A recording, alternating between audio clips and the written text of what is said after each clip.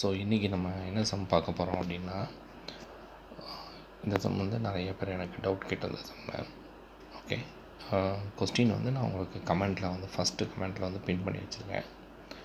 Okay, so இது என்ன question அப்படின்னா, a bank offers 8.8% at compound interest per annum, calculate on a half-yearly basis.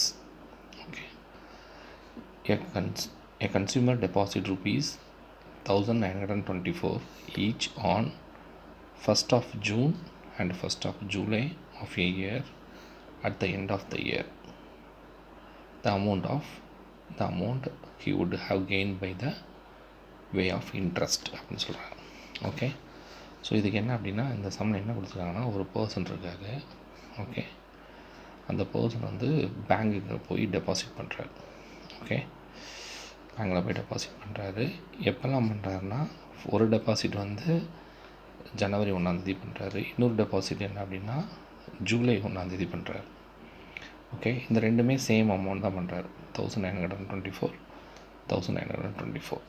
Okay, rate of interest இந்த bank வந்து எப்படி கொடுக்குது அப்படின்னா 8.8 பெர் ஆனம். ஆனால் இது வந்து 6 months ஒன்ஸ் வந்து கால்குலேட் பண்ணுறாங்க. ஏன்னா சம்மில் என்ன கொடுத்துருக்காங்கன்னா ஆஃப் இயர்லி ஒன்ஸ்னு சொல்லியிருக்காங்க.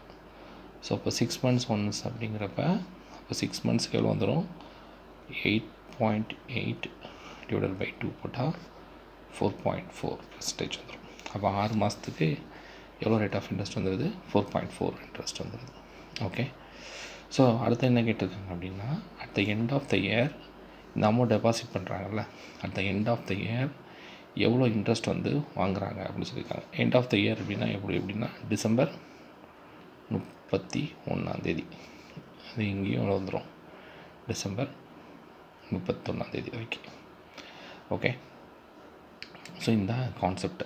ஓகே, நம்ம இதில் புரிஞ்சிக்க வேண்டியது என்ன அப்படின்னா, ஜனவரி 1 போட்டிருக்காருல, அந்த அமௌண்ட்டு டிசம்பர் 31 வர்றது வரைக்கும் பார்த்திங்கன்னா 2 6 months வந்து க்ராஸ் பண்ணும்.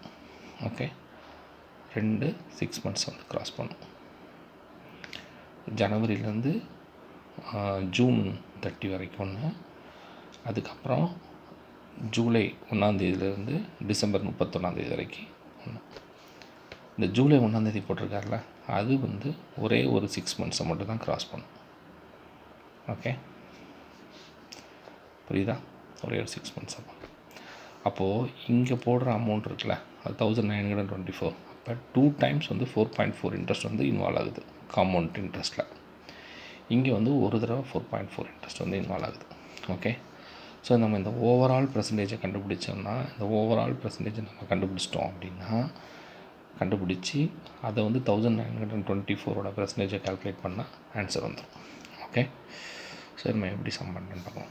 இப்போ இந்த ரெண்டையும் கண்டுபிடிக்கணும். ஓகே, இந்த ரெண்டையும் கண்டுபிடிக்கிறதுக்கு வந்து சக்ஸஸிவ் மெத்தட் யூஸ் பண்ணலாம். அதாவது a + b + a × b / 100 இது யூஸ் பண்ணிக்கலாம். அப்போ 4.4 + 4.4 × 4.4 × 4.4 / 100. ஓகே, ஸோ இந்த ரெண்டையும் கூட்டினா 8.8 + 44ஓட ஸ்கொயர் என்னென்னா 1936. இந்த பாயிண்ட்டுக்கு 2 தடவை புள்ளி வச்சுருவீங்க, /100 = அப்போ 8.8 + 0.1936 = எவ்வளோ வந்துடும் அப்படின்னு பார்த்தீங்க அப்படின்னா ஒரு வேல்யூ இருக்கும்.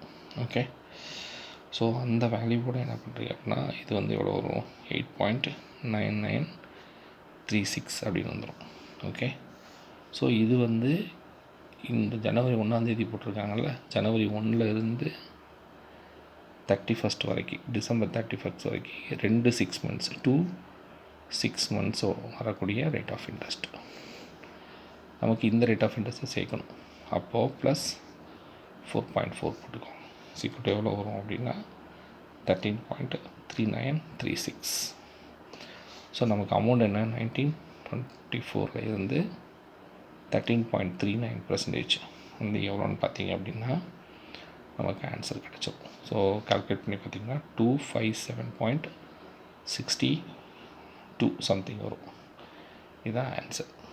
ஓகே. ஸோ இந்த சம்மில் வந்து புரிஞ்சிக்க வேண்டியது என்ன அப்படின்னா, இந்த பர்சன் ஜனவரி 1 டிசம்பர் 31 வரைக்கும் போடுறதுக்கு 2 தடவை காம்பவுண்ட் இன்ட்ரெஸ்ட் இன்வால்வ் ஆகுது. அண்ட் தென் இங்கே வந்து 1 டைம் இன்வால்வ் ஆகுது. ஸோ ஓவரால் பர்சன்டேஜை அவர் போட்ட அமௌண்ட்டோட கண்டுபிடிச்சா ஆன்சர் வந்துடும். அவ்வளோதான். தேங்க்யூ.